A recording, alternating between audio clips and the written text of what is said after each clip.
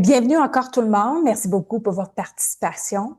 Alors, ce mois-ci, on parle d'un autre accord Toltec. N'en fais pas une affaire personnelle. C'est quelque chose qui, on va avoir du plaisir à, je pense, à partager puis à partager vos perceptions par rapport à ça. Ça fait que je vais commencer par vous partager ma perception, qu'est-ce que j'ai appris de ça, comment je l'ai fait évoluer. Et vous parlez aussi de la tendance humaine. On part de où vraiment? Et puis comment on fait lorsqu'on chemine vers le détachement, puis de faire en sorte qu'on ne prend pas les choses personnelles. Donc, commençons par regarder la tendance humaine. Parce que la tendance humaine, vous savez, on est tous humains, donc il y a plein de choses qu'on fait, des fois qu'on se pose des questions, tu sais, je suis normale, je suis correcte, mais l'affaire c'est que quand on regarde la psychologie humaine, moi, je veux vous dire que oui, on est normal. OK? On est normal dans le sens que il y a plein de choses qu'on fait, qu'on fait tous, qui est normal qu'on fasse, tout simplement, jusqu'au moment où est-ce que on a une nouvelle perception, où on apprend autre chose. Alors, félicitations à vous qui êtes ici puis qui apprenez des choses ou qui seulement faire évoluer la perspective. C'est tout simplement ça. C'est ça mon but, faire évoluer votre perspective. OK? Vous faites les changements qui sont bons pour vous au moment opportun. Donc, la première chose, c'est que en tant qu'être humain, lorsque, quand on parle de prendre les choses personnellement, c'est parce que il arrive des situations. Donc, des situations, des circonstances, des paroles et des actes et des comportements de personnes extérieures à nous qui font en sorte qui nous font réagir. On va dire ça comme ça. Et l'être humain, on a tendance à croire que ce qui arrive à l'extérieur de nous, ça nous concerne tous. Okay? C'est contre nous. Alors que ça soit une situation avec une personne, que ça soit j'ai pas eu une promotion, j'ai pas été embauchée par, j'ai ressenti le rejet d'une personne, j'ai pas été invitée, que ça soit j'ai pas été retenue, que ça soit j'ai eu des paroles de jugement, que ça soit j'ai eu des insultes. Euh, je, je réussis pas à vendre mes programmes. Peu importe la situation extérieure ou les paroles ou les actes des personnes. Donc, si on se pose la question, qu'est-ce que j'ai tendance à faire?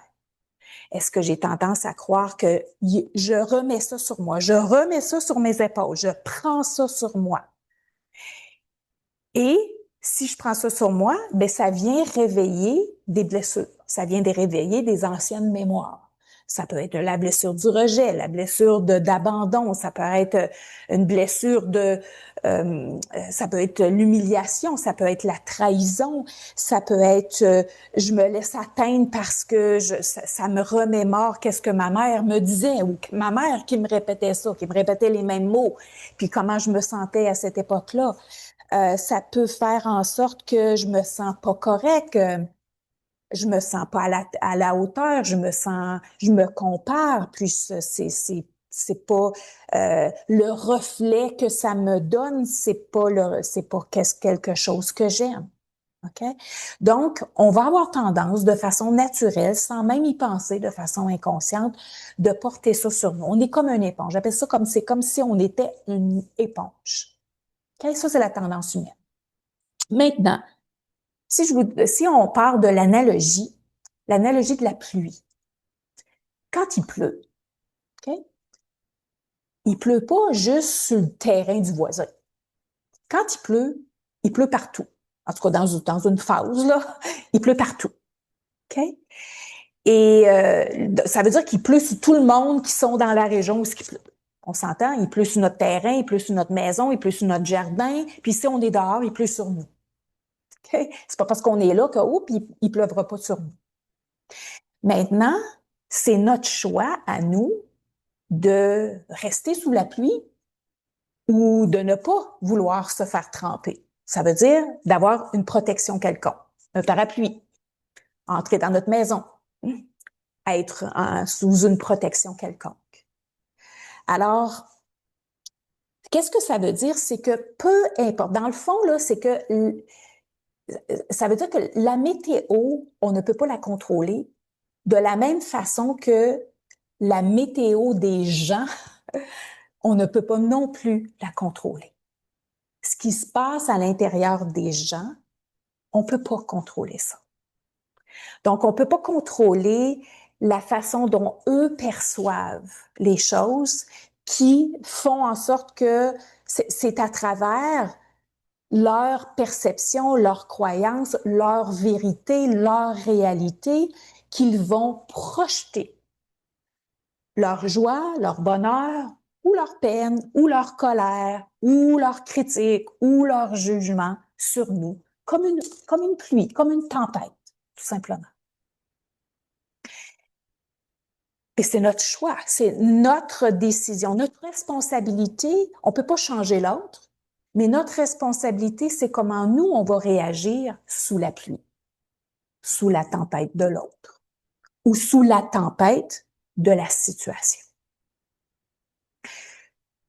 Je vais vous donner une des premières choses. Si on parle de gens, on va parler de situation tantôt, on va parler de gens. Parce que souvent, on va avoir...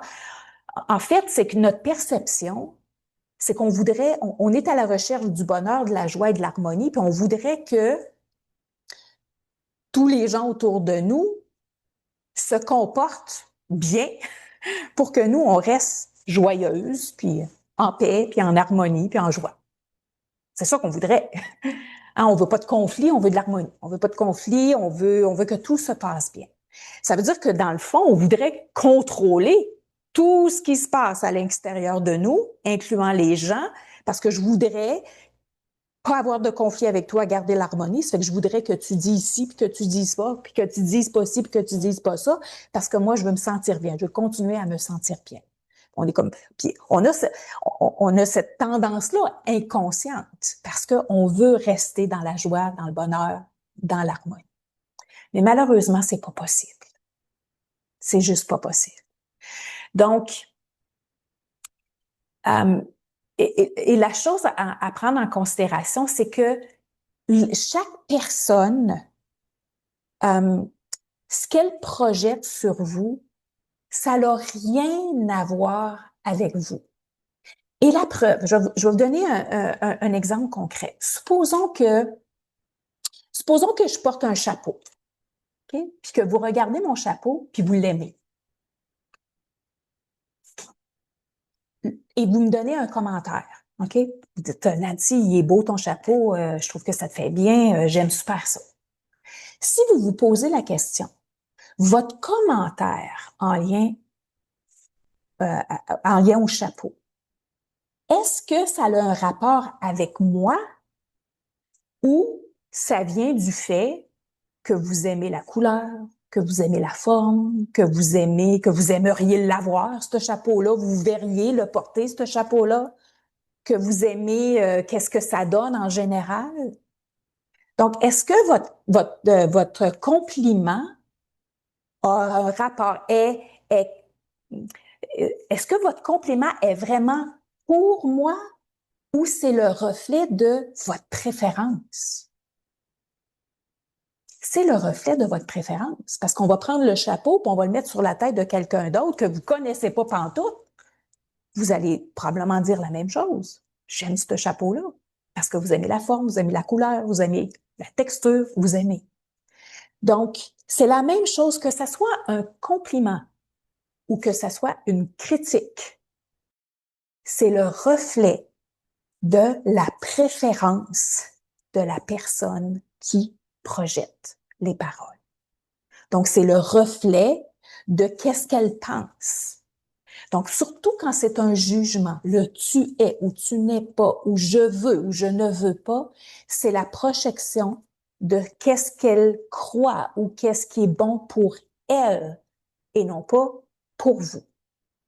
Donc, il n'y a absolument rien dans votre vie qui vous arrive contre vous.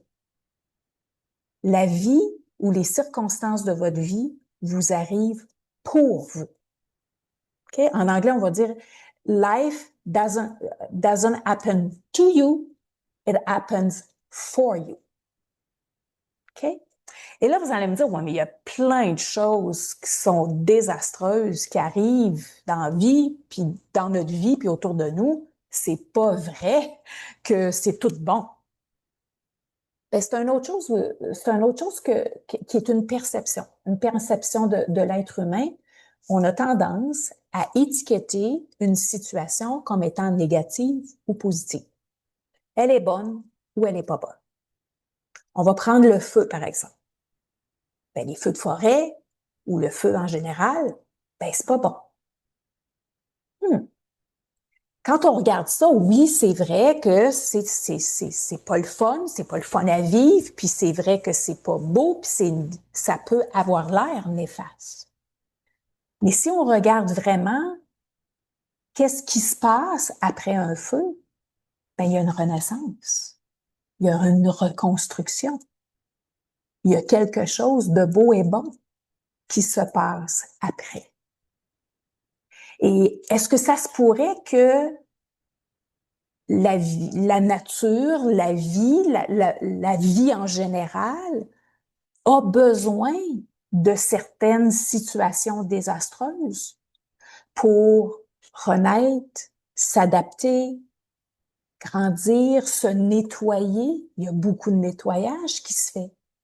Donc, on prend des feux, des inondations, des ouragans, la pandémie. Qu'est-ce que la pandémie a apporté? L'adaptation. On fait plus les choses de la même façon. Des fois, c'est de la réconciliation. Il y a des choses, peut-être des prises de conscience. On retourne aux valeurs, on revient aux valeurs. Donc, quand on se met à réfléchir sur qu'est-ce qu'on pourrait retirer de beau et de bon de chaque situation, même si on a eu tendance à l'étiqueter comme négative, il y a toujours quelque chose de bien. Alors, c'est pas l'événement ou la situation comme telle qui est négative ou positive. C'est le sens qu'on y donne. Et au moment où est-ce qu'on change le sens de qu'est-ce qui se passe dans notre vie, en lien avec nos relations et en lien avec les situations de notre vie, c'est là qu'on progresse vers un détachement de qu'est-ce qui se passe autour de nous. Ce n'est pas les circonstances de ma vie qui font en sorte que je suis en joie, en bonheur, en paix ou en harmonie. Ça n'a pas d'importance. C'est qu'est-ce qui se passe à l'intérieur de moi. Et c'est comme ça pour chacune des personnes. Alors, à l'occasion, certaines personnes vont avoir une tempête à l'intérieur d'eux. Certaines personnes vont avoir une tempête la majorité de leur vie. La majorité de la journée, la majorité de leur vie, sont en colère. Peu importe qu'est-ce qui se passe dans leurs croyances, dans leur façon d'être, dans leur mode de fonctionnement, c'est une tempête.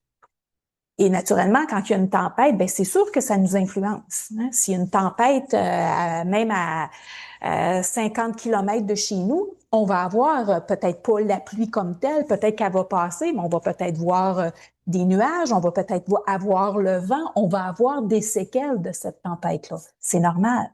Donc, c'est comme ça que ça se passe dans les relations. Quand on est entouré de personnes qui sont tempêtées, bien oui, ça nous influence, ça nous affecte. Mais encore une fois, de la même façon de qu'est-ce qu'on fait quand on voit qu'il y a une tempête qui arrive, on protège, on va à l'abri.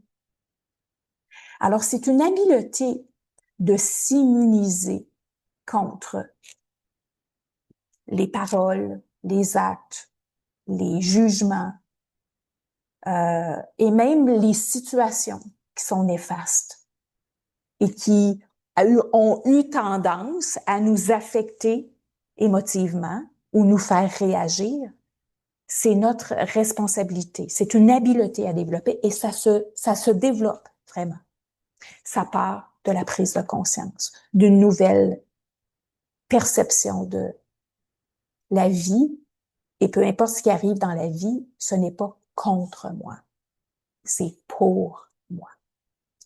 Je dois vous avouer qu'au moment où est-ce que la situation comme telle, que ça soit relationnel ou autre, se passe au moment présent, c'est pas si facile que ça.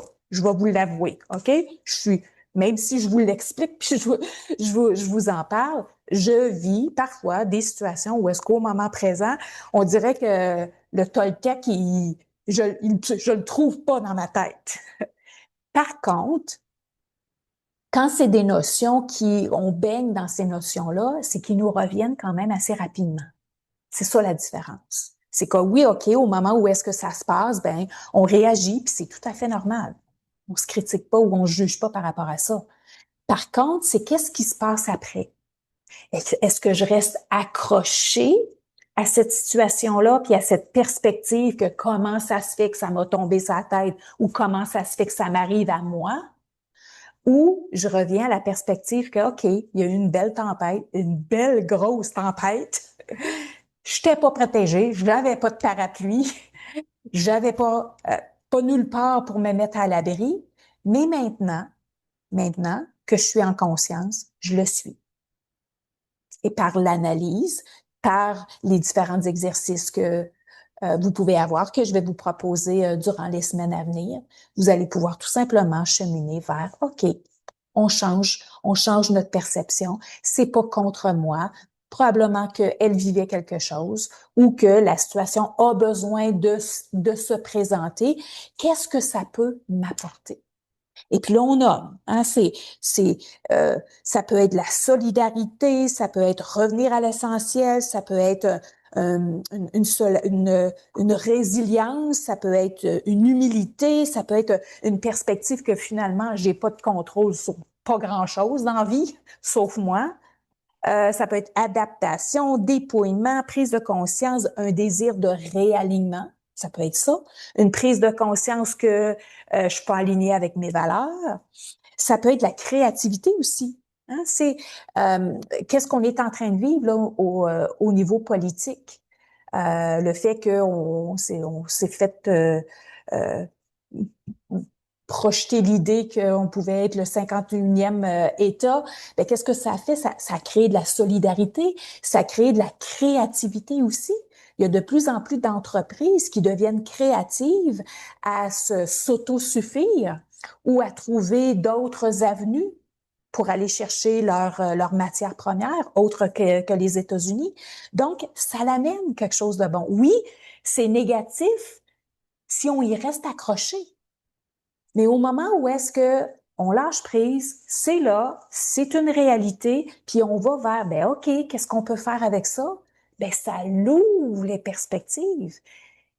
Et que et si c'est peut-être difficile de se projeter dans l'avenir, mais quand on va être dans 5 ans, dans 10 ans, puis qu'on va regarder en arrière, puis on va dire, ben grâce à ça, grâce à cet événement-là, voici toutes les possibilités qui se sont ouvertes devant nous. Alors, éventuellement, je vous souhaite que vous arriviez à l'énoncer de grâce à cet événement-là. Voici qui je suis devenue. Ou qu'est-ce qui s'est passé de beau, de bon. Ou qu'est-ce que ça m'a permis de devenir. Et je vous dirais que si je fais la ligne de temps des événements significatifs dans ma vie, parce que puis dans votre vie aussi, c'est un bel exercice. Peut-être que je vais vous le proposer, ou peut-être que je l'ai déjà proposé. Je sais que je l'ai mis dans quelques programmes. La ligne de vie des événements significatifs, c'est de réfléchir sur quelle est la mémoire que je me souviens. Parce que si on a une mémoire, c'est parce qu'à quelque part, c'était émotif. Il y avait de l'émotion. Elle était positive ou négative, mais il y avait de l'émotion. C'est pour ça qu'on s'en souvient. Et ça a été significatif parce que on s'en souvient, puis là, on est capable de raconter l'histoire. Ça l'a créé. Ça peut être créé une blessure, ça peut être créé une souffrance, ça peut être créé ou un tremplin ou quelque chose qui nous a fait grandir. Ça peut être autant, comme je vous dis, on a mis l'étiquette de négatif ou positif, mais c'est significatif. Quand je fais cet exercice-là, dans ma vie, je suis capable de me souvenir des éléments qui, à l'époque, qui n'étaient pas le fun à vivre. Donc, par exemple, si on parle de la perte d'un enfant, c'est pas le fun. OK? Puis j'ai perdu un enfant à 5 mois de grossesse. Ça veut dire qu'il a fallu que j'accouche. Il a fallu que j'accouche d'un enfant mort. C'est pas évident, ça. OK? C'est pas le fun. Mais le beau côté de ça, c'est que ça a sauvé mon mariage. Ça fait 33 ans que je suis mariée aujourd'hui. Ben, pas aujourd'hui, mais 33 ans que je suis mariée. Ça a sauvé mon mariage. Parce que si j'avais eu cet enfant-là, je serais divorcée de mon conjoint. Parce que c'était ça qui était dans ma réalité, dans ma perspective à l'époque. Mais l'événement nous a rapprochés, m'a fait voir un côté de mon conjoint que j'avais pas vu avant. Et ça m'a fait reprendre conscience et renouer l'amour que j'avais pour lui. Et finalement, je me suis aperçue que oui, c'est exactement l'homme que je voulais dans ma vie.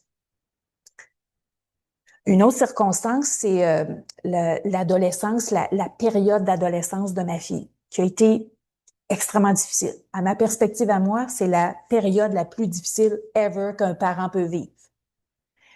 Et à cette époque-là, j'ai écrit un livre. Et le livre m'a permis de exprimer comment je me sentais.